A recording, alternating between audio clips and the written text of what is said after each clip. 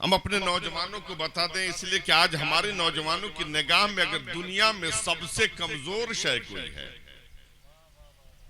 दुनिया में सबसे हकीर अगर हम समझते हैं तो अपने माँ ही और बाप को। अपने पावर का मुकम्मल इस्तेमाल हम अपने माँ बाप पर किया करते हैं। हमें जितना चीखना और चिल्लाना होता है अपने गरीब बाप के ऊपर चीखते हैं, गरीब माँ के ऊपर।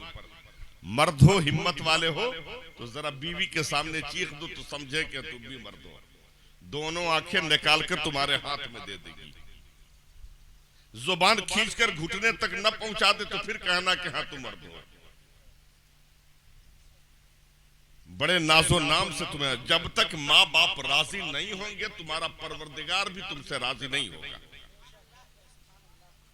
अगर अपने माँ बाप को, रब को राजी करना चाहते हो तो जरूरत है कि अपने माँ बाप को राजी कर लो।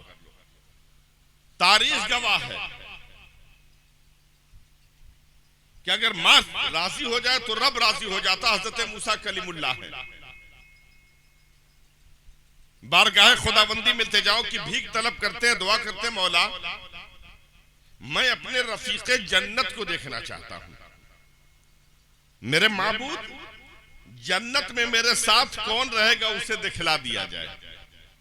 निदाए गैबी होती, आसमान से आवाज आती, मूसा तू अपने रफीके जन्नत को देखना चाहता, जन्नत के साथी को देखना चाहता। कहा मौला यही तो तलब कर रहा हूं। मेरे माबूद यही तो मांग रहा। क्या घबराओ नहीं, फला कबीले में चला जा, उस कबीले में कसाब है जो गोश्त का कारोबार करता है, वही तेरा रफीके जन्नत होगा, वही जन्नत में तेरे साथ होगा। नबी के साथ जन्नत में रहने वाला कितना मुत्तकी होगा, कितना पारसा होगा, कितना बड़ा आबिद होगा, कितना बड़ा जाहिद होगा, कितना बड़ा शब्जिंदादार होगा। आओ हजरत मूसा से पूछे, मूसा आपका रफीक जन्नत कैसा है? मूसा तेरे साथ जन्नत में रहने वाला कैसा है? हजरत मूसा इरशाद फरमाते हैं कि मैं उसकी तलाश में चला, उस कबीले में पहुंचा, पता लगा फला जगह गोश्त का कारोबार करता, मैं उसके करीब गया, देखा पूरे जिस्म पर सिर्फ 17 औरत को छुपाए हुआ थोड़ा सा कपड़ा पहने हुआ। जितनी बातें कर रहा उसमें फर्श बातें ज्यादा बोल रहा है। मैं खामोशी से देखता रहा, या अल्लाह ये मेरे साथ जन्नत में होगा। हजरत मूसा दिन भर उसके साथ बैठे रहे। हजरत मूसा वो गोश्त फरोख्त करता रहा। आखिर में हजरत मूसा से मुखातिब हुआ, कहा जी तुम्हें भी कुछ लेना है? हजरत मूसा ने कहा मुझे लेना नहीं है। कितना अजब इंसान था कि अपने नबी को भी न पहचान सका। कैसा इंसान था कि अपने नबी को भी न पहचान सका। पूछा हजरत मूसा से कि आपको भी कुछ लेना? क्या मुझे कुछ लेना नहीं है, मैं मुसाफिर हूं, आज हमें यहीं रहना है, क्या फिर मेरे यहाँ कोई जगह ना अपनी जगह देख ले। हजरत मूसा ने कहा कि मुझे कहीं नहीं रहना, आज रात तेरे ही घर रहना है।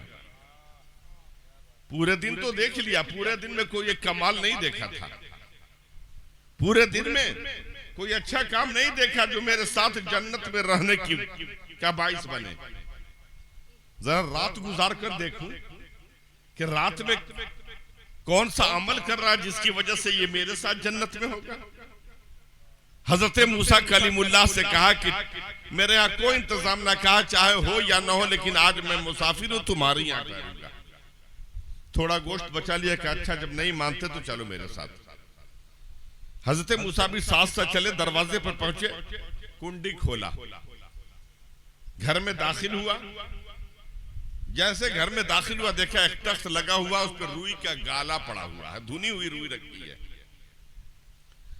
हजरत मूसा देख रहे हैं उसे, लेकिन उस रुई में हरकत हो रही है, जुम्बिश हो रही। हजरत मूसा उसके करीब, हजरत मूसा देख रहे हैं, वो कसाब रुई के करीब गया, रुई हटाया तो देखा उसमें एक निहायत नहीफ व नातवा कमजोर सी औरत पड़ी हुई है।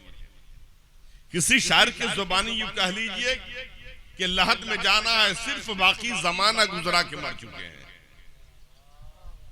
लहद में जाना है सिर्फ, बाकी जमाना गुजरा के मर चुके हैं।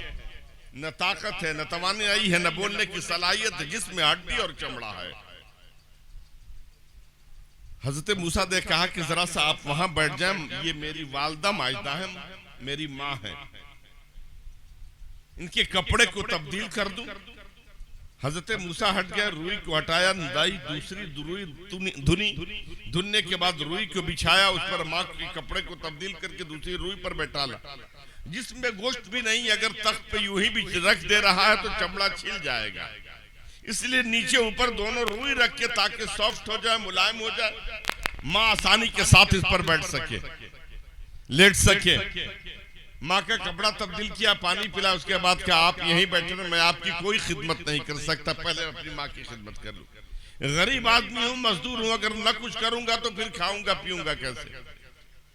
लिहाजा गोश्त तैयार किया, रोटी तैयार की, तैयार करने के बाद ज़ईफा के करीब आया, रुई हटाया, अपनी आगोश में माँ को लेकर बैठ गया, रोटी को शोरबे में भिगोया, भिगोने के बाद अपने मुंह में डाल दिया। तो मूसा परेशान, या अल्लाह, जब हरकत, माँ को गोद में लिया, उसके बाद शोरबे में भिगोया, खुद खा रहा, माँ को नहीं खिला रहा।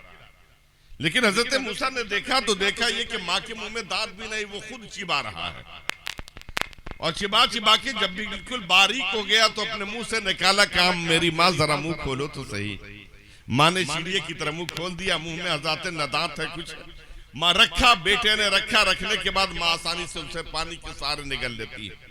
दो चार निवाले के बाद माँ ने इशारा कर दिया। हजरत गिरामी, जब माँ ने इशारा कर दिया, हजरत मूसा इरशाद फरमाते हैं वो रुक गया, फिर उसके बाद मुझे खाना खिलाया, खाना खिलाने के बाद माँ को पानी पिलाता है, माँ सजदे की तरीके से रुई के गाले पे पड़ जाती, सजदे में सर डाल देती है। हजरत मूसा करीब होते कि नहीफ सी आवाज, कमजोर सी आवाज आ रही है, माँ अर्ज कर रही थी, मेरे मौला, मैं अपने बेटे को दुनिया की कोई खुशी नहीं दे सकी, मेरे मौला, मैंने अपने लाल को, दामन को खुशियों से मैं नहीं भर सकी, मेरे मौला, मेरे बेटे ने मेरी खातिर अपनी जिंदगी यूं ही गुजार दी, मेरे मौला, मैं दुनिया में इसका कोई साथी नहीं दे सकी, रफीक नहीं दे सकी, इसकी शादी नहीं कर सकी। सिर्फ ये मैं अपनी शादी इसने इसलिए नहीं की कि अगर शादी करेगी बीवी आएगी ना मालूम, मैं अपने बच्चों में उलझ जाऊं और माँ की खिदमत ना कर सकूं, या मेरी बीवी मेरे बच्चों की, मेरी वालदा की खिदमत ना कर सके, इसलिए मेरे बेटे ने पूरी जिंदगी यूं ही गुजार दी मेरी खिदमत में। मेरे मौला, मैं दुनिया में इसे रफीक नहीं दे सकी, लेकिन एक माँ की दुआ है, मेरे मौला, तू इसे जन्नत में हजरत मूसा का साथ दे देना, इसे हजरत मूसा के साथ जन्नत में जगह अता कर देना। इतना कहना था, निदाए गायबी होती है, आसमान से आवाज आती है, मूसा, मैं सब कुछ टाल सकता हूँ, लेकिन माँ के दिल की दुआ टाल नहीं सकता, यही वजह है कि मैंने इसे तुम्हारा रफीक बना दिया है। हज़रत गिरामी, माँ के दिल की दुआ टल नहीं सकती, लिहाजा अपने माँ बाप को राजी कर लो, जब माँ बाप राजी हो जाएंगे तुम्हारा परवरदिगार भी तुमसे राजी हो जाएगा।